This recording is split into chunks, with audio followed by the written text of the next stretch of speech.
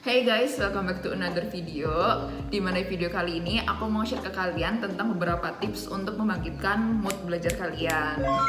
Nah, jadi aku tuh inspired buat bikin video ini karena beberapa waktu yang lalu temen aku ada yang nanya di grup kayak gimana sih cara bangkitin mood buat belajar.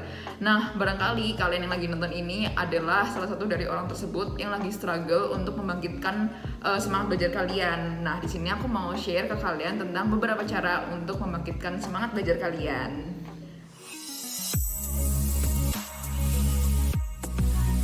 Oke, tapi yang pertama ada satu hal yang aku mau sampaikan, di mana hal ini adalah sangat penting, yaitu kalian harus tahu gaya belajar yang cocok sama kalian. Jadi ini bener-bener basic banget kalau menurut aku, di mana kalian jangan sampai ngikutin orang lain gimana cara belajar mereka dan kalian paksain ke diri kalian sendiri. Menurut aku ini penting banget buat kalian untuk menemukan gaya belajar yang ala kalian sendiri, yang bener-bener cuma kalian yang cocok gitu. Karena kan biasanya banyak gitu loh orang di YouTube yang sharing cara belajar mereka melalui video kayak mungkin Study With Me, dimana mereka tuh di situ kalau aku perhatiin banyak yang pakai stopwatch. Nah, kalau aku pribadi, aku tuh nggak bisa banget belajar pakai stopwatch karena menurut aku itu terlalu strict banget gitu jatuhnya. Padahal kan kita belajar tuh harusnya fun. Cuma kalau dipakein stopwatch tuh menurut aku jadinya malah kayak nggak fleksibel gitu. Makanya aku pribadi nggak pernah prefer buat pakai stopwatch. Nah, makanya dari itu menurut aku penting banget buat kalian punya target, dimana misal hari ini aku harus selesai 3 PPT untuk dirangkum. Nah, menurut aku punya 24 jam buat ngebagi-bagi waktu aku. Jadi nggak perlu di stopwatch gitu loh. Yang penting 3 PPT itu bisa diselesaikan dalam 1 hari. Nah, makanya dari itu penting banget buat kalian jangan sampai ikut-ikutan sama orang lain. Terus kalau misalnya kadang orang kan kalau misalnya ngerangkum, kadang ada yang pakai laptop, ada yang pakai tangan. Ini aja aku kadang beda sama temen aku.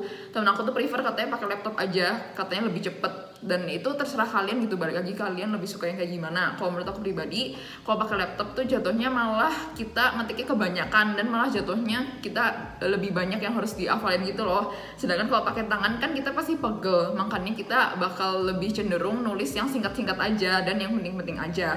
Makanya dari itu aku lebih prefer pakai tulis tangan karena lebih simple juga dan lebih dikit gitu loh hasil rangkumannya. Nah, jadi di sini yang aku mau sampaikan ke kalian, kalian harus bisa memposisikan diri kalian sebagai guru diri kalian sendiri. Bayangin kalau misalnya kalian masuk ke sebuah les-lesan, terus habis itu kalian merasa les-lesannya boring di hari pertama. Nah, pasti kalian buat masuk ke hari kedua, pasti kan bakal mikir-mikir dulu dong. Meanwhile, kalau misalnya kalian hari pertama udah ngerasa fun dan kalian ngerasa gaya belajar itu cocok banget buat kalian dan kalian malah makin ngerti, tentunya kalian di hari kedua kalian bakal lebih semangat buat datang ke les-lesan itu. Nah, jadi sini yang mau aku sampaikan ke kalian harus bisa jadi guru yang fun buat diri kalian sendiri. Oke, kalau gitu kalau misalkan udah ngerti basicnya, langsung aja kita masuk ke tips yang nomor 1. Dimana tips yang nomor 1 itu adalah perhatikan alat belajar kalian. Nah, di sini yang aku mau sampaikan ke kalian, pastikan alat-alat belajar yang kalian gunakan itu adalah alat-alat belajar yang membuat kalian semangat untuk belajar. Nah, jadi waktu itu aku juga ini baru tahu cara ini dari teman aku. Jadi dia tuh orangnya nggak bisa belajar kalau misalnya bukunya itu pakai kertas yang warna putih gitu. Jadi dia tuh ngerasa dia bakal lebih semangat belajar kalau misalnya dia pakai buku yang kertasnya tuh warnanya kuning. Tau lah ya, kalian tahu, dan itu emang lebih mahal, tapi menurut dia tuh nggak apa-apa lah mahal, yang penting gue lebih semangat belajar gitu. Nah, dari situ aku waktu dengar cerita dia, aku tuh langsung mikir, iya ya, alat apa sih yang bikin gue semangat buat belajar. Dan di situ aku juga baru nyimpulin lagi, ternyata aku tuh nggak bisa belajar tanpa 2 hal, yaitu yang pertama tuh si bolpen gel. Jadi aku bener-bener nggak bisa pakai bolpen yang biasa, yang tebel gitu sininya. Itu tuh nanti tulisan aku jadinya nggak rapih gitu, dan jadinya aku kayak malah nggak bisa baca dan malah jadinya nggak mood buat belajar. Terus aku juga harus pakai kertas binder yang bergaris. Aku nggak bisa banget pakai kertas yang nggak ada garisnya gini, karena nanti pasti tulisan aku melenceng-melenceng gitu loh, dan jadi malah nggak rapih. Terus aku nggak suka banget kalau ngeliat tulisan aku nggak rapih. Nah, makanya dari itu di situ aku baru tahu, oh iya ternyata barang yang kita pakai buat belajar itu penting juga buat mempengaruhi mood belajar kita. Jadi penting banget buat kalian tahu apa alat yang bikin kalian semangat untuk belajar. Nah, tips yang kedua yaitu re-motivate yourself. Jadi kalau misalnya kita tahu artinya itu artinya mengulang, dan motivate itu adalah memotivasi. Jadi nggak cukup cuma motivasi diri kalian doang, tapi memotivasi ulang diri kalian. Karena kita kan namanya manusia, dimana kita tuh pasti lupa gitu loh sama motivasi kita. Kayak kita tuh belajar fungsinya apa, kita tujuannya belajar tuh apa gunanya. Kayak kalau misalnya di sini kan pasti beberapa dari kalian, misal ada yang kayak pejuang SBM. tentunya kayak motivasi kalian belajar yaitu untuk lolos SBMPTN. Nah cuma kan kadang kalau misalnya kita capek belajar, kadang kita kalau udah senep belajarnya kita kadang suka lupa kayak oh iya gue tuh motivasinya harus bisa lolos SBMPTN. Nah makanya dari itu kalian harus melakukan beberapa upaya untuk memotivasi ulang diri kalian lagi. Contoh yang paling gampang itu yang pertama adalah tulis goals kalian di tempat kalian belajar atau di meja belajar kalian. Kadang di temboknya kan ada.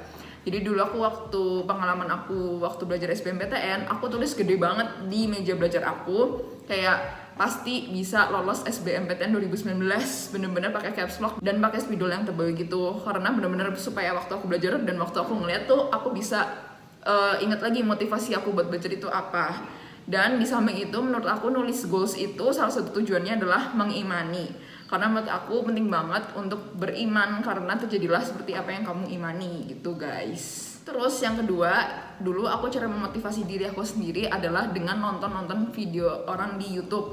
Jadi dulu kan aku pengen banget masuk ke FKG, makanya dulu aku suka ngeliatin orang-orang bikin video live as a dental student gitu. Jadi setelah aku nonton videonya mereka, aku tuh pasti kayak lebih semangat buat menggapai itu. Jadi kayak oh gue pengen nih kayak suatu saat jadi mereka, gue pengen jadi anak FKG juga kayak gitu. Dan setelah nonton video itu tuh jadinya kayak semangat belajarnya tuh kayak lebih ada gitu loh, kayak lebih berapi-api lagi daripada kayak biasanya. Nah terus kadang aku juga sering diceritain teman aku, dia tuh lebih semangat kalau belajar setelah nonton video Study With Me. Makanya waktu itu aku pengen banget bikin video Study With Me supaya bisa bikin kalian semangat belajar. Dan setelah aku baca-baca komennya, ternyata puji Tuhan banyak banget dari kalian yang merasa termotivasi dan semangat belajar setelah nonton video Study With Me aku. Kalau misalnya kalian mau nonton, boleh diklik di sini ya guys. Nah, tips yang nomor 3 adalah refreshing. Nggak bisa dipungkiri, kadang yang kita butuhkan itu adalah refreshing. Jadi yang mau aku sampaikan di sini adalah don't push yourself too hard. Percayalah kalau misalnya kalian memang udah senep dan kalian memang udah terlalu banyak belajar, sometimes yang kalian butuhkan itu cuma refreshing.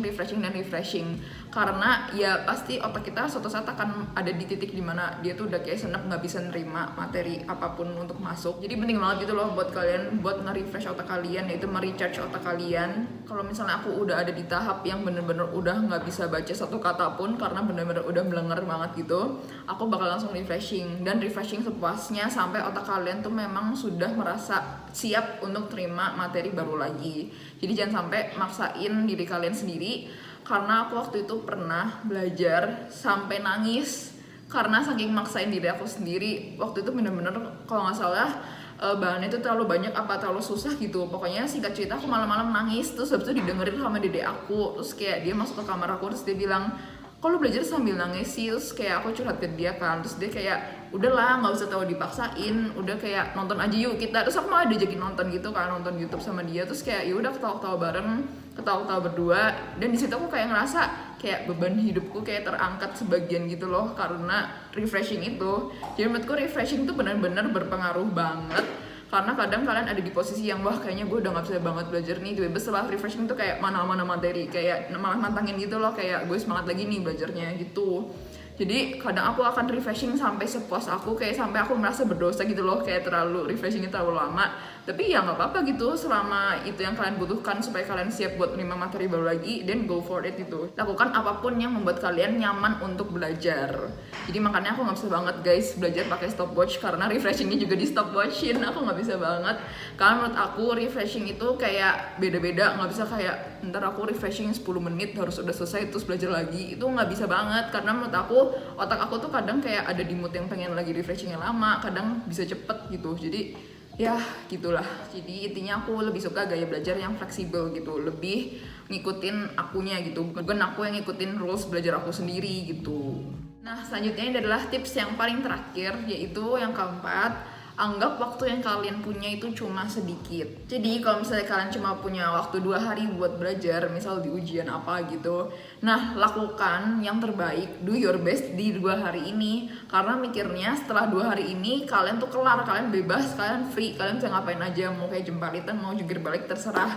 Asal selama 2 hari ini aja kalian do your best belajar buat ujian itu. Nah kadang kan sering banget terjadi, aku kan dulu pejuang UTBK, jadi kayak menurut aku kadang suka nggak adil aja gitu loh buat teman-teman yang udah keterima di UNIF Dan atau misalnya teman-teman yang udah keterima di SNMPTN, kayak hidup mereka tuh udah enak banget gitu kan. Apalagi kalau misalnya ngeliatin instastory-nya mereka kayak wah enak nih udah libur, sedangkan kita masih kayak menderita gitu loh, kayak kita harus belajar di rumah padahal libur tapi kita kerjanya harus belajar. Nah dulu tuh aku sempat ngerasa awal-awal 3 bulan buat belajar itu kayak wah gue berasa ada di neraka banget gitu ya, kayak menderita banget, gue harus belajar yang lain udah libur.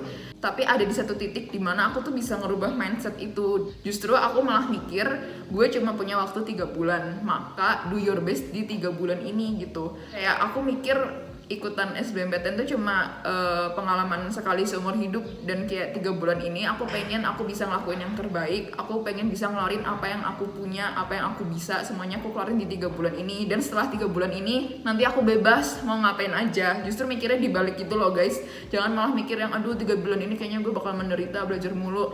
Nah kalau kayak gitu jadinya aku pastiin sih kalian pasti bakal stres belajarnya karena mindset kalian aja udah salah. Pokoknya aku dulu punya mindset keluarin semua yang kalian bisa, jangan sampai nyesel. Jadi dulu aku akan berjuang sebisa aku sampai nanti kalau misalnya keluar hasilnya dan misal hasilnya memang mengecewakan, aku bisa bilang ke diri aku sendiri it's okay, kayak you've done your best gitu. Bukannya aku malah kayak mikir aduh iya waktu itu harusnya gue tuh kayaknya lebih semangat dikit belajarnya, harusnya waktu itu gue jangan males-malesan, harusnya gue tuh waktu itu jangan kebanyakan nonton atau apa.